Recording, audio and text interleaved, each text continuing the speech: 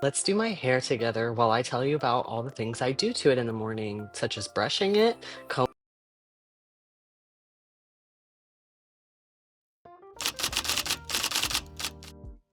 In her essay, Colorism, Mary Beth Liu describes her struggle with identity as an adolescent.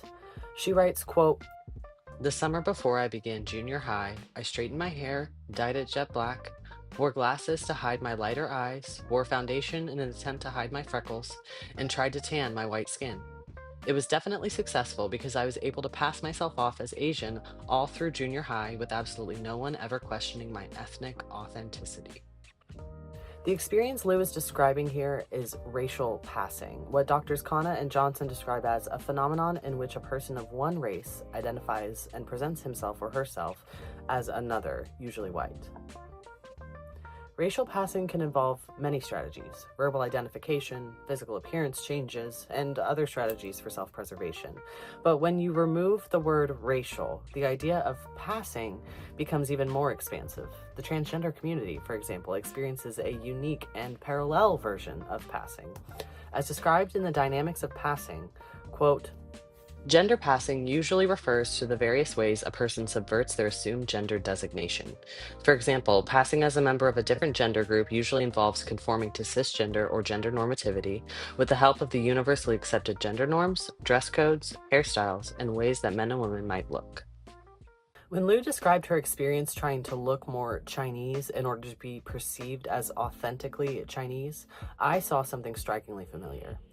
In a similar way, when I began identifying as a man, I realized that if I wanted the world to perceive me as a man, I'd have to look like a man.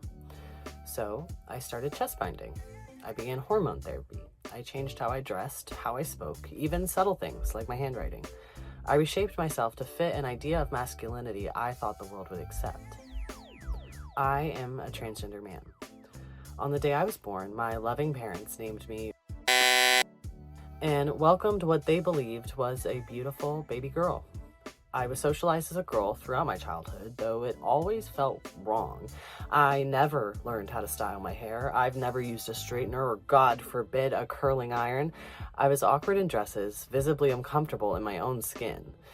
It wasn't until middle school that I began to question the label. I started experimenting with different forms of self-expression. Namely, I dyed my hair. Once. Or twice. Or more than twice. Throughout my adolescence, coloring my hair became a small but powerful act of rebellion, a way to claim autonomy over a body I didn't yet understand. My mom often resisted, forbidding me to cut it too short, even though I dreamed of buzzing it all off for years. Meanwhile, my hair refused to cooperate. It was stubborn, greasy, and impossible to style, but eventually, I grew up. And eventually, after a few years, I finally did it. I shaved my head. In a 2016 keynote address, legal scholar Kimberly Crenshaw spoke about the origins of her term intersectionality. She explained how it emerged from observing how Black women face unique forms of discrimination due to both their race and their gender. Quote, Intersectionality is not primarily about identity. It's about how structures make certain identities the consequence of the vehicle for vulnerability. contemporarily, intersectionality includes many identities, mine included. I exist at the intersection of transgender and female. That's not to say I am a woman. I'm not.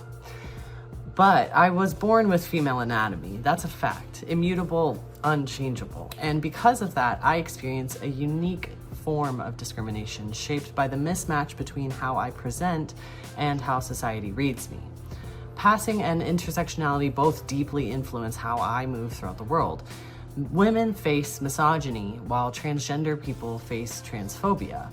But when those two forces collide, when trans masculinity is read through the lens of femaleness, the result is something else entirely. It leads to assumptions of incompetence or dishonesty. It shows up in medical discrimination, in microaggressions, in harassment, and sometimes violence. When I shaved my head for the first time, something shifted in me. For the first time in my life, when I looked in the mirror, I saw me, a true, authentic version of myself. Within 2 months, I began medically transitioning. That moment with my hair unlocked a clarity I had been chasing for years. Now I'm in a new phase, unlearning the rigid rules of masculinity I once clung to so tightly. And I'm growing my hair out again with the help of my barber, Tony, and I'm finally learning to style it.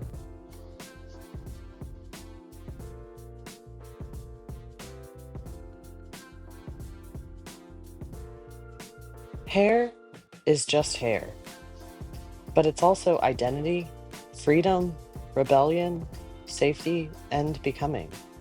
And for me, it's the start of everything.